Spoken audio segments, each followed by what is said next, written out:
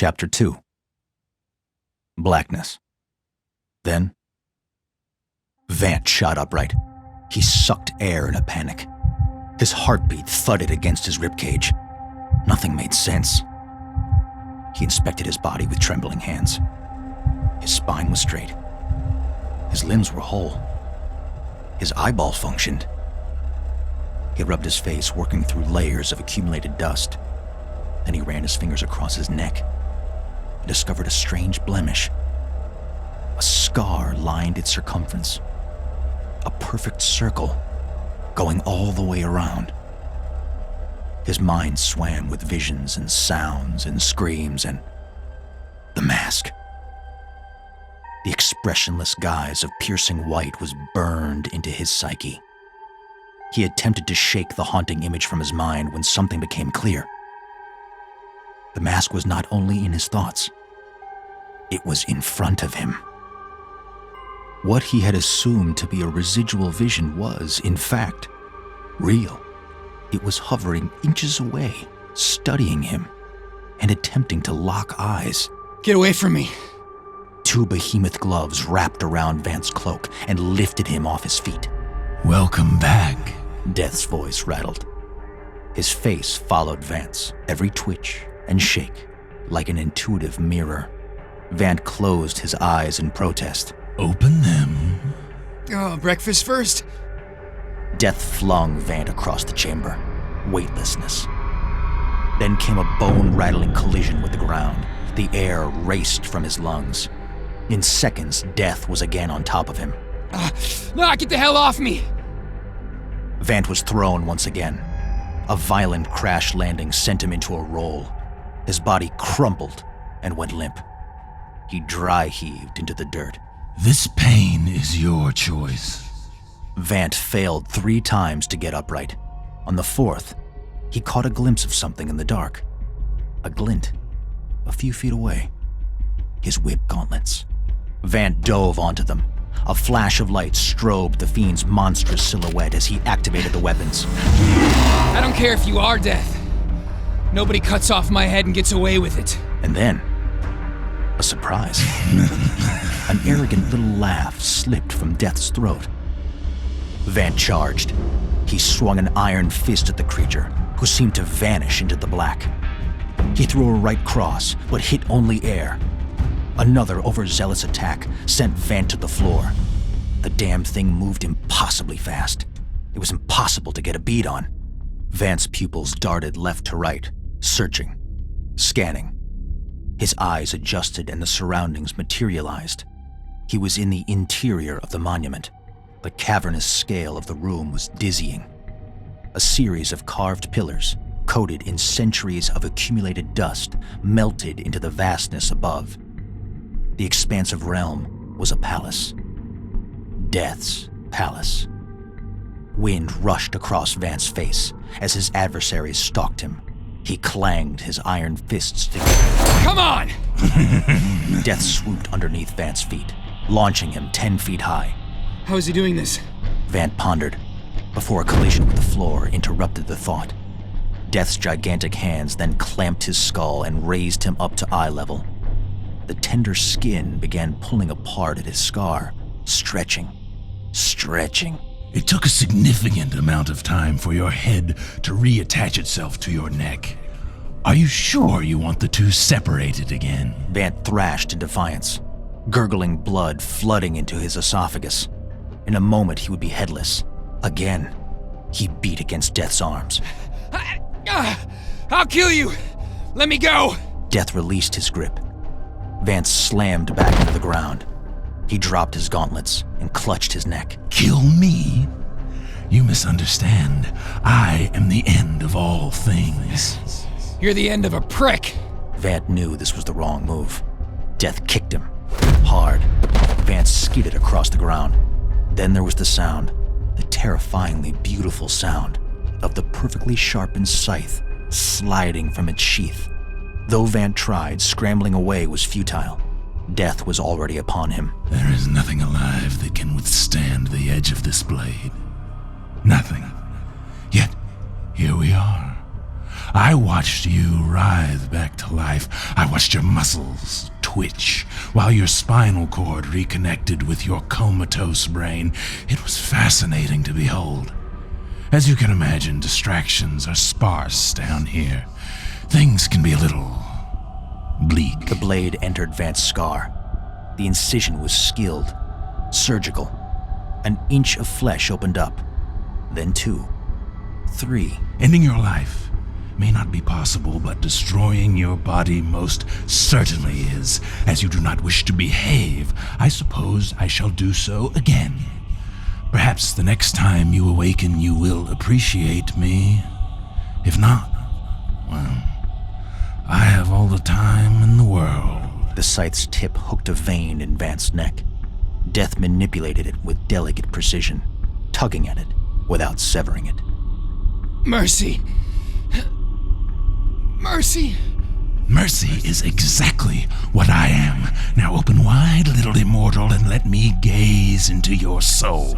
Vant relented. Death's hulking frame enveloped him as the mask settled next to his face. The luminance was blinding, but Vant did not waver. He returned the stare into the creature's eye sockets. A connection between them formed, and Vant fell into a state of surrender. His spine iced over, and tingles danced across his skin. Invisible hands entered through his eyes and went past his brain, moved into his lungs, and wrapped around his heart.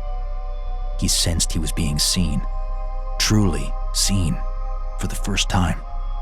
Not for what was on the surface, but for what lay dormant in the furthest reaches of his subconscious. He experienced perfect vulnerability, as if his insides were being outwardly exposed.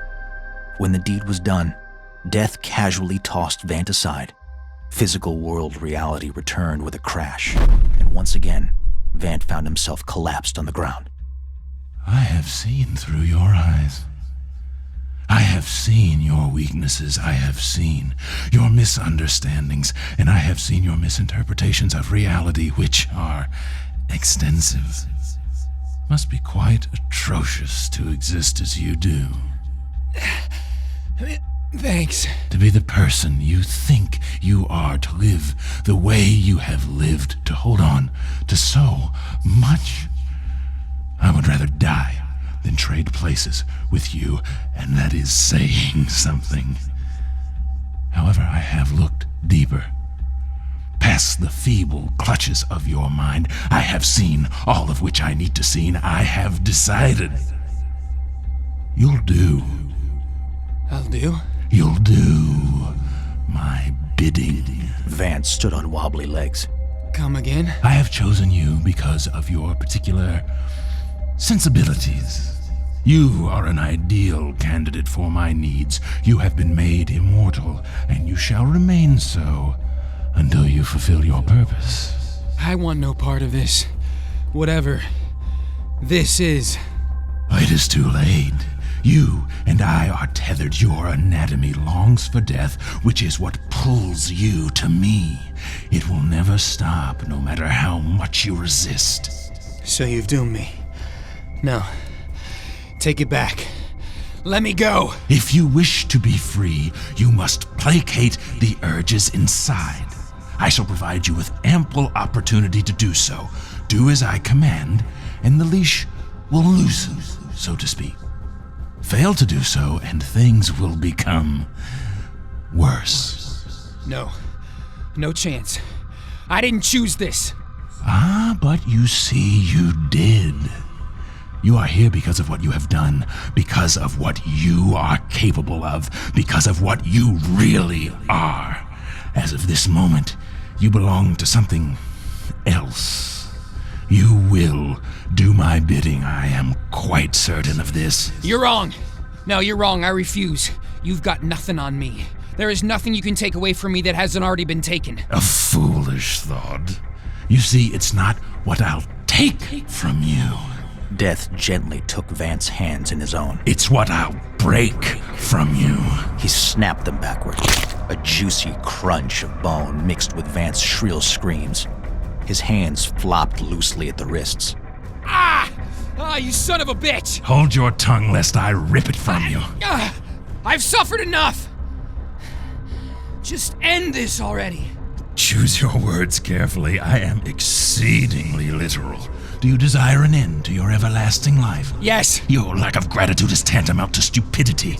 Have you any idea what your soul went through to gain entry into the physical realm?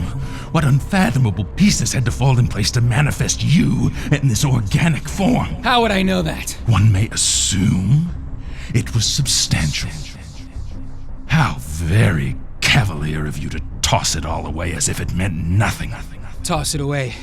Like you keep tossing me around this room? I will confide in you. I do not take very good care of my things. Your things? I have a name. My name is... Death swatted Vant onto his back and pinned him to the ground. I loathe being interrupted. Call it a fatal flaw of mine. To save us from future outbursts, I shall have to gag you. Death lowered the scythe handle to Vant's face. The base of the shaft, jagged with splintered lumber, kissed Vant's lips. His eyes flared with terror as Death applied pressure. The rotted wood tore into his lips, and the shaft worked its way towards his flailing tongue. A name is meaningless. Identity is the veil of the underdeveloped. I tolerate you not for what you call yourself, but solely for your inability to expire. He pushed the scythe handle lower. Vant's teeth bent, clinging to their roots. More pressure was applied. More. Teeth split from gums. Vant choked, spraying red-stained saliva from the corners of his cheeks. His body convulsed. The lumber pressed his tongue down his throat. Exhaustion, hunger, thirst, and suffocation did not end you. You did not perish in my torturous tunnel. You were not pierced in my passageway. You did not lose yourself in my labyrinth. My guardian golems did break you, and I myself removed your silly little head, yet still you arose. Still impetuous, still not humble before me. But for all your bravado, make no mistake, you will do my bidding. Refuse, and I shall use you as my entertainment. I will break your bones, remove your skin, and torture you in any way that intrigues me. Know this, I can be quite creative. Death ripped the scythe butt from Vant's mouth. Bloody spit fountained from his lips. Now, before I was so rudely interrupted, you had something on your mind? Vant had no way to form words from his fleshy soup of oral faculties. Go on, I insist. Vant hacked up bile and teeth, spasming with trauma. Pitiable immortal. May this serve as a reminder that nothing will hurt you the way I can. I have seen into the darkest reaches of your subconscious, and I know which parts of your body you most fear to lose. Vant quavered. Alas, the choice is now yours. Suffer an eternity of disfigurement by my hands, or do my bidding out there. He waved brazenly, indicating the outside world. Vant heaved, tried to speak. Come again? Vant managed to form 2 words. Bane. Stop. I take those words as a confirmation of our arrangement. I shall stop your pain, tiny immortal. I shall stop your pain. They say time heals all wounds, do they not? Death palmed Vant's head. Let us find out. He smashed it into the floor. Vant fell unconscious.